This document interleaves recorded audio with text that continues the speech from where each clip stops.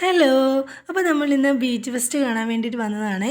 അപ്പോൾ ഇവിടെ ഒരുപാട് കാര്യങ്ങൾ എക്സ്പീരിയൻസ് ചെയ്യാനുണ്ടായിരുന്നു. ഒരു എക്സിബിഷൻ നടക്കുന്നുണ്ടായിരുന്നു, അതുപോലെ തന്നെ ഒരു ഫുഡ് ഫെസ്റ്റ് ഉണ്ടായിരുന്നു, പിന്നെ ഒരു ചിത്രരചന പ്രദർശനവും കൂടി നടക്കുന്നുണ്ടായിരുന്നു.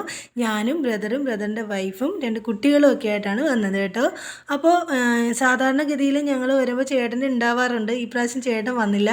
ചേട്ടൻ ഇന്ന് വരുന്നില്ല എന്ന് പറഞ്ഞു. രാത്രി ഒരുപാട് ലേറ്റ് ആയിട്ടല്ലേ വരത്തുള്ളൂ, അതുകൊണ്ട് ചേട്ടൻ വന്നില്ല കേട്ടോ. പിന്നെ കാർണിവലിനോടനുബന്ധിച്ച് സാധാരണ ബോൾ എറിഞ്ഞും വളയം എറിഞ്ഞും ഒക്കെ നമുക്ക് ഗിഫ്റ്റ് കിട്ടുന്നൊരു പരിപാടിയില്ലേ, അതിൽ മോള് പോയി ബോൾ എറിയുവാണ് കേട്ടോ. ബോൾ എറിഞ്ഞു കഴിഞ്ഞാൽ എത്രയോ നമ്പർ വന്നു കഴിഞ്ഞാൽ അവരിങ്ങനെ ഗിഫ്റ്റ് കൊടുക്കുമെന്ന് പറഞ്ഞിട്ടുണ്ട്. അങ്ങനെ കുറേ സാധനങ്ങൾ അവിടെ വെച്ചിട്ടുണ്ടായിരുന്നു കേട്ടോ. ആ കൂട്ടത്തിൽ എനിക്ക് നോട്ടം ഉണ്ടായിരുന്ന ഒരു കൃഷ്ണൻ്റെയും രാധയുടെയും വിഗ്രഹമൊക്കെയാണ് കേട്ടോ. പക്ഷേ അത് കിട്ടിയില്ലെങ്കിലും എൻ്റെ മോൾക്ക് ഒരു ഗിഫ്റ്റ് കിട്ടി. അതെന്താണെന്നറിയോ? ഒരു ക്യൂട്ടായിട്ടുള്ള ബാസ്ക്കറ്റായിരുന്നു. ചെറിയ എന്തോ ആയിക്കോട്ടെ, എന്നാലും അവർ ചെയ്ത് നേടിയപ്പോൾ ഉണ്ടാകുന്നൊരു സന്തോഷമില്ലേ, അതാണ് ഞാനിതാ ഈ മുഖത്ത് കാണുന്നത്. ഭയങ്കര സന്തോഷമായിരുന്നു കേട്ടോ അവൾക്ക്. എന്നോടൊരു വലിയ തോണി ആടുന്നുണ്ടായിരുന്നേ. അപ്പോൾ അതിൽ കയറണമെന്നൊക്കെ ആഗ്രഹം തോന്നി. അതിൻ്റെ ഫ്രണ്ടിൽ ചെന്ന് നിന്ന് നോക്കിയേ. അപ്പം നോക്കിയപ്പോൾ അതിന് ഭയങ്കര വലിപ്പം. ഞാൻ പതിയെ തിരിച്ചു പോന്നു കേട്ടോ. ഞാൻ പോന്നു കഴിഞ്ഞപ്പോൾ നാത്തൂനും മോളും കൂടെ പതിയെ പോകുന്നുണ്ട്. അതിൻ്റെ റേറ്റും അതിൽ കയറാനുള്ള ആഗ്രഹമൊക്കെ കൊണ്ടായിരിക്കും രണ്ടുപേരും കൂടെ പോകുന്നത്. പോയി അതിൻ്റെ അടുത്ത് ചെന്ന് അത് അനങ്ങുന്നതൊക്കെ കണ്ടപ്പോൾ രണ്ടും അതേപോലെ തിരിച്ചു പോന്നു കേട്ടോ. പിന്നെ ബ്രദർ പറയുവാണ്, ഇതിനകത്തിരുന്ന് ഫുഡ് കഴിക്കാൻ പറ്റും, ഭയങ്കര റേറ്റ് ആണെന്നേ ഉള്ളെന്നൊക്കെയാണ് പറഞ്ഞത്. എന്തായാലും ഞങ്ങൾ ഇതിനകത്തൊന്നും കയറിയില്ല. ഇങ്ങനത്തെ 2 തരം പമ്പരം ഉണ്ടായിരുന്നു കേട്ടോ. ഇതിൽ കയറിയിരുന്ന് കറങ്ങാനൊക്കെ ഭയങ്കര ആഗ്രഹമൊക്കെ തോന്നുമെങ്കിലും ഭയങ്കര പേടിയാണ്. പലരും അതിനകത്ത് കയറിയിരുന്നിട്ട് ഭയങ്കര ഒച്ചയും ബഹളവും വെക്കുകയും കരയുകയൊക്കെ ചെയ്യുന്നത് കേട്ടിട്ടുണ്ട്.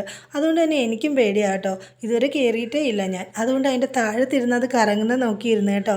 അതും ഒരു എക്സ്പീരിയൻസ് ആണല്ലോ. പിന്നെ കുട്ടികളെ ഇങ്ങനത്തെ സാധനങ്ങളിലൊക്കെ കയറ്റി ഒരു ട്രെയിനകത്തൊക്കെ അവരെ കയറ്റി ഒന്ന് കറക്കി. അപ്പോൾ അതൊക്കെ കഴിഞ്ഞിട്ട് ഞങ്ങൾ ഐസ്ക്രീമും ബജ്ജിയും കപ്പലണ്ടിയൊക്കെ വാങ്ങിച്ച് കഴിച്ചു കേട്ടോ.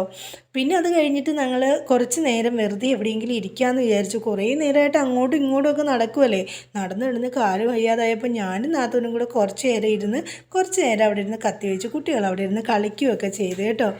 അപ്പോൾ അത് കഴിഞ്ഞപ്പോഴത്തേക്കും ഉള്ളത് VR-ൻ്റെ ഒരു അത്ഭുത ലോകമായിരുന്നു.